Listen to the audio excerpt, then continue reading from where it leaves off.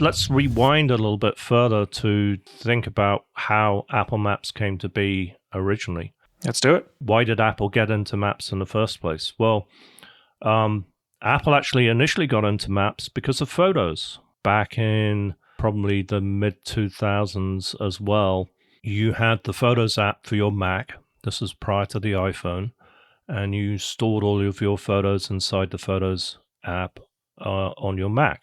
And you could organize those photos into albums, but Apple wanted it to make it possible to kind of see where those photos were taken.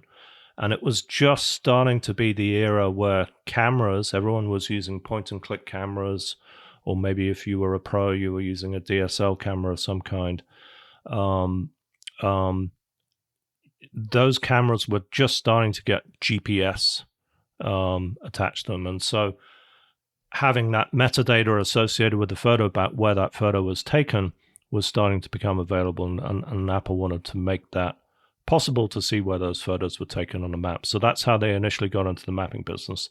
But of course, the real catalyst for getting into the mapping business was launch of iPhone back in 2007. When Apple was developing iPhone, I wasn't at Apple back at the time, but Steve Jobs was very adamant that when they launched the iPhone, it came with a set of apps that would be kind of relevant to what you did with this mobile device sitting in your pocket. And so there was music on there, there was camera on there, so there was photos on there, there was your calendar, there was email, there was a web browser.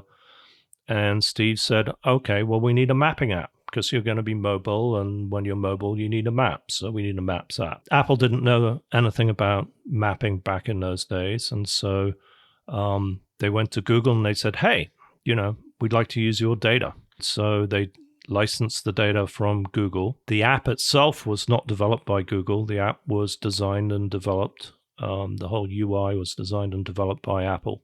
But the tiles, the map tiles that came in underneath that were Google Map tiles. And so that's what iPhone launched with back in 2007.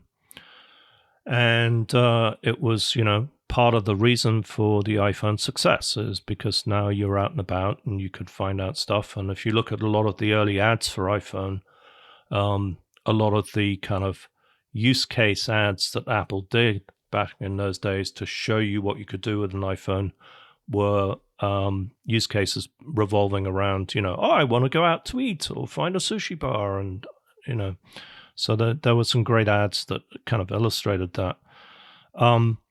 But as time went on, post 2007, there were two things that Apple came to realize. Number one, with the Google Maps tile data, it really couldn't be in control of its own destiny in terms of the experience it wanted to provide to its end users. It was Google's map, and that was it.